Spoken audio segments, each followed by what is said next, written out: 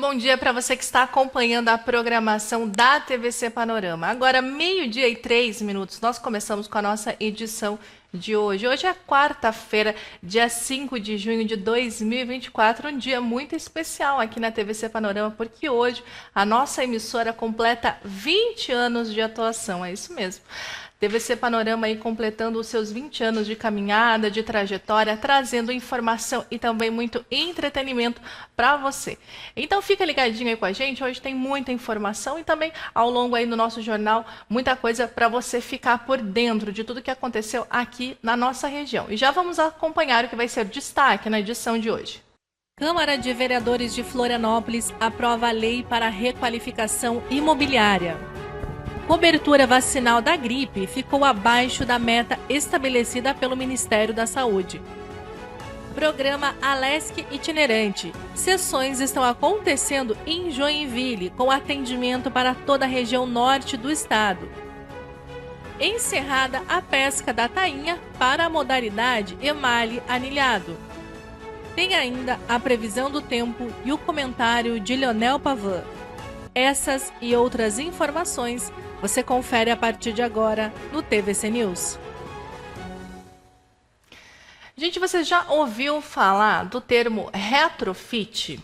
Esse termo aí que ele é usado, né, na engenharia, também na arquitetura, que ele dá aquelas construções antigas uma nova utilização. Mas não é só uma reforma. Quem vai conversar sobre esse assunto com a gente agora é a vereadora Manu Vieira, lá de Florianópolis, diretamente de Floripa. Seja muito bem-vinda, vereadora. Olá, muito obrigada pelo espaço e vamos conversar aí sobre retrofit, então. Florianópolis, então, a Câmara de Vereadores de Floripa aprovou, então, aí o retrofit para os imóveis ali da região central de Floripa. É isso mesmo, Manu? Isso, na verdade, nós aprovamos retrofit, que é uma modalidade no Código de Obras para uma requalificação de imóvel. Ou seja, esse imóvel ele pode ser adaptado à vida contemporânea, à vida atual, muitas vezes porque esse imóvel ele está antes de algumas leis que vieram de acessibilidade, de sustentabilidade, de prevenção, né, um preventivo contra incêndio, então leis de segurança. Esses prédios foram construídos antes dessa lei. Para que a gente possa adaptá-lo, a gente precisa flexibilizar algumas normas. Então, o retrofit ele vem nesse sentido, de dar essa flexibilização, e aí ele vale aqui para áreas que for decretado a área de requalificação, ou seja, não precisa ser só o centro, mas é claro que a maioria desses prédios eles acabam estando mais concentrados no centro histórico. Manu, e esse projeto ele vem tramitando desde 2018 na Câmara de Vereadores, então já faz um tempo que tem se falado sobre essa necessidade do retrofit, né? Verdade, verdade. Em 2018, na verdade, ele vem através do vereador, então, Bruno Souza, que vem justamente porque a gente tinha um antigo hotel aqui no centro da cidade e uma universidade queria ocupá-lo, mas ela não conseguia fazer as modificações necessárias. Então, o que foi bacana, né? A gente entendeu que perdemos uma oportunidade por conta da legislação e da burocracia, porque quem passa aqui pela área do Terminal Florianópolis, bem no centrão da cidade, vê que essa área hoje está abandonada, ocupada por pessoas em situação de rua, depredada, e aí todo mundo, toda a cidade perde com isso, porque a gente tem aquela sensação de insegurança de passar por lá, especialmente à noite. Isso motivou o projeto lá em 2018. Ele sofreu muita discussão, e até porque o Código de Obras e o Plano de da cidade mudaram, e a gente pôde trazer o retrofit de maneira muito mais segura e melhor construída.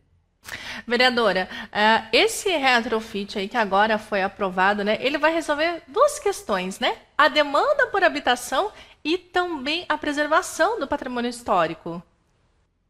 Verdade. A gente ajuda a preservar a cara de muitos edifícios que até não estão tombados, sabe? Porque o patrimônio histórico ele tem leis específicas, mas tem muitas edificações, muitos imóveis que estão dentro da área de proteção cultural, que é uma área que ele tem uma carinha de mais antigo, ele tem aquele formato de outra época que conta uma história da cidade, mas muitas vezes internamente ele não consegue ter boa ventilação, a instalação de um ar-condicionado, porque não tem a capacidade elétrica para isso, ou até de uma rampa de acessibilidade ou elevadores. É o que a gente vê em imóveis antigos que muitas vezes acabam fazendo com que eles sejam subutilizados ou fiquem ociosos. E para o proprietário, às vezes, é mais fácil derrubar do que investir. Para que a gente consiga permanecer um pouquinho com a cara da cidade e fazer as modificações, que eles possam, inclusive, ter potencial de moradia, o retrofit ele vai ajudar bastante nesse cenário. A vereadora falou algo muito importante, né? Que às vezes o proprietário ele prefere derrubar, sai mais em conta para ele, né? Derrubar o imóvel do que fazer talvez a reconstrução da fachada, por exemplo, porque se torna muito caro e vai se perdendo parte da história das cidades com isso também, né, vereadora? Com certeza. Acho que fica uma perda gigante para a cidade que adora ver uma casa que ela tem aquela memória afetiva, né? Ou o pai se consultava com alguém lá, ou foi uma vendinha que a avó frequentava. Então, tudo isso que conta a cara da cidade merece ter um incentivo para preservar. Mas pode ficar muito caro, muito oneroso, e muitas vezes o retrofit ele pode chegar a custar o dobro de uma construção nova. Só que aí a gente está pregando que seja mais fácil, que a gente possa criar mais incentivos para deixar esse investimento mais atraente, de um prédio que em Floripa, por exemplo, já está conectado à rede pública de esgoto, já tem ligação regular de luz, né? Já tem ônibus ou trânsito passando muito próximo dele. Então, por que a gente não aproveita todos esses ativos, né, do poder público, de equipamento público, para valorizar esse espaço que pode ser ganhar muitos novos usos, né? Vereadora, a partir de agora, como que vai funcionar então para quem tem um imóvel ali no centro e quer aproveitar esse retrofit para dar uma nova utilização para esse imóvel? Certo. A gente acabou de votar aqui na sessão, né? Quando eu desarquivei o projeto, eu acabei fazendo um substitutivo que deixou ele adequado ao novo Código de Obras e ao plano diretor. Então, hoje, falta só a sanção da prefeitura. Nós vamos votar a redação final na segunda-feira, se não me engano, depois disso, a sanção do prefeito, e aí começam as conversas.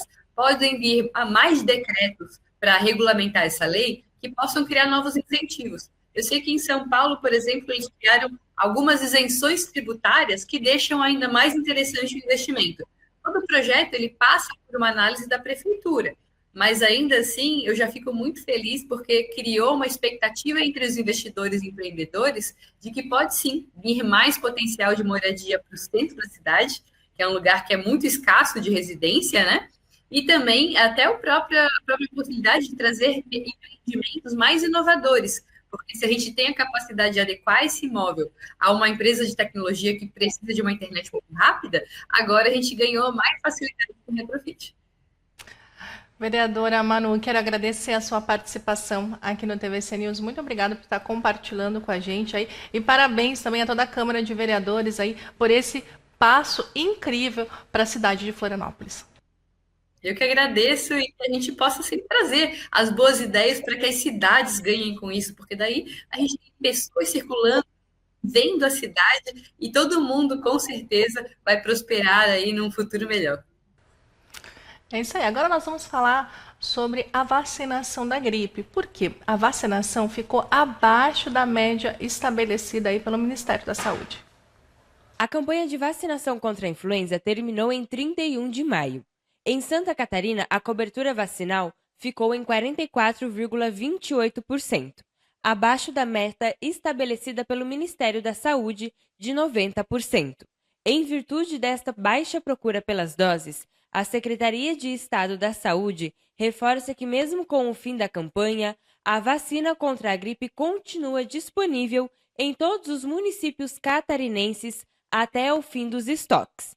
Isso porque esses índices de vacinação trazem preocupação para a Secretaria de Estado da Saúde, que tem registrado um aumento do número de internações e mortes causadas pelo agravamento das doenças respiratórias, entre elas a influenza.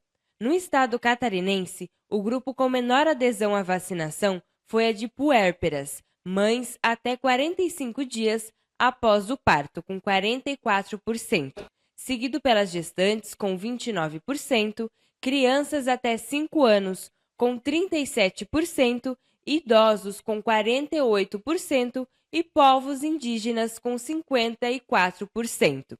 Em Balneário Camboriú, as doses contra a gripe estão disponíveis nas salas de vacinas das unidades básicas de saúde, as quais estão com horário estendido até dia 14 de junho, em virtude da campanha contra a poliomielite. Os horários de funcionamento são das 8 horas da manhã ao meio-dia e da 1h30 da tarde às 7 horas da noite, de segunda a sexta-feira.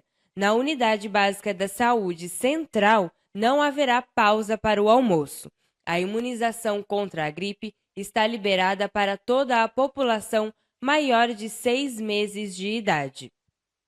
Então fica aí o alerta, né, para você que ainda não tomou a vacina contra a gripe, procura um posto de saúde mais perto da sua residência para você poder ficar protegido, porque a gente sabe, né, começou esse friozinho, o clima vai mudando, é muito fácil a gente acabar pegando uma gripe, principalmente aquelas pessoas que estão no grupo de risco, os idosos, as gestantes, né, as puérperas, então é importante se vacinar e se proteger. Agora, 12h13, nós vamos para um breve intervalo. Na volta, nós vamos falar sobre o projeto, aí, o programa Alesc Itinerante, que as sessões da Alesc estão acontecendo em Joinville e estão atendendo toda a região norte do estado de Santa Catarina. E também está encerrada a pesca da tainha para a modalidade emalhe anilhado. Nós vamos falar sobre isso logo depois do intervalo. Nós voltamos já.